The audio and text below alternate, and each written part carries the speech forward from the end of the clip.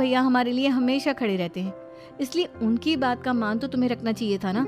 कोई फायदा नहीं दीदी, कुछ दिनों की बात और है, भाभी उन्हें भी हमारे खिलाफ भड़का देंगी, फिर वो भी माँ की तरह हमारी किसी बात का विश्वास नहीं करेंगे। इसी तरह सविता अपनी तीनों ननदों को किसी न किसी बात पर परेशान करती रहती थी। एक दिन मयंक अपनी तीनों बहनों के लिए गिफ्ट लाया।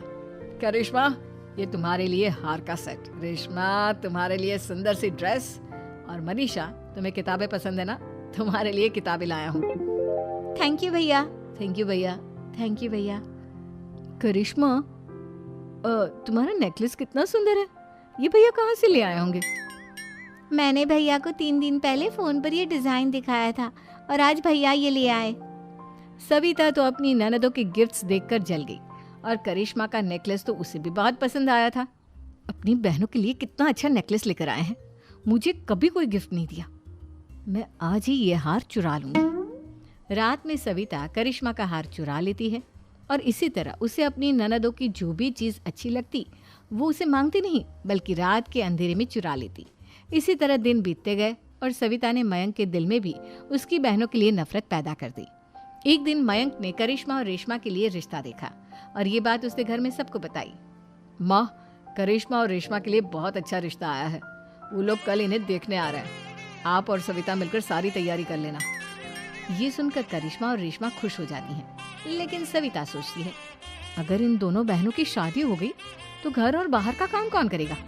मनीषा तो 1 नंबर की कामचोर है, उससे तो किसी बात की उम्मीद लगाना ही बेकार है। मुझे इस शादी को रोकना होगा। अगले दिन सभी लड़के वालों के स्वागत की तैयारी करने में लगे होते हैं। तभी मयंक अपनी बहनों से आकर कहता है, तैयार हो गई तुम दोनों? देखो दोनों लड़के बहुत अच्छे हैं, मैं कोई कसर नहीं छोड़ना चाहता, इसलिए तुम उनके सामने अच्छे से बिहेव करना और अपनी भाभी से लड़ने मत लग जाना। करिश्मा, तुम वो नेकलेस पहन लो ना जो मैं तुम्हारे लिए लाया था। भैया मैं बहुत देर से वो नेकलेस ढूंढ रही हूँ, लेकिन मुझे मिल ही नहीं रहा। क्या, तुमने नेकलेस खो दिया? तुम्हें पता भी है वो कितना महंगा था, तुम कोई काम ढंग से नहीं कर सकती। मयंक गुस्से में वहां से चला जाता है। थोड़ी देर बाद लड़के वाले भी आ जाते हैं, वो दोनों बहनों को पसंद कर लेते हैं और रिश्ता पक्का हो जाता है। लेकिन सविता के दिमाग में तो कुछ और ही खिचड़ी पक रही थी।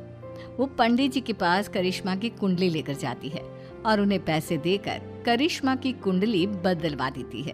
जब लड़के वालों के पास करिश्मा की कुंडली जाती है तो वो दुर्गा को फोन करते हैं। बहन जी, हमने करिश्मा की कुंडली अपने पंडित जी को दिखाई थी। आपकी बेटी की कुंडली नहीं बल्कि दोषों का पिटारा है। देखिए, मैं और मेरे पति इन सब बातों में बहुत विश्वास करते हैं, इसलिए हम आपकी बेटी से अपने बेटे की शादी नहीं करा सकते। इस तरह करिश्मा का रिश्ता टूट जाता है और सभी घर वालों को बहुत दुख होता है। अब कविता सोचती है, चलो करिश्मा का तो रिश्ता टूट गया,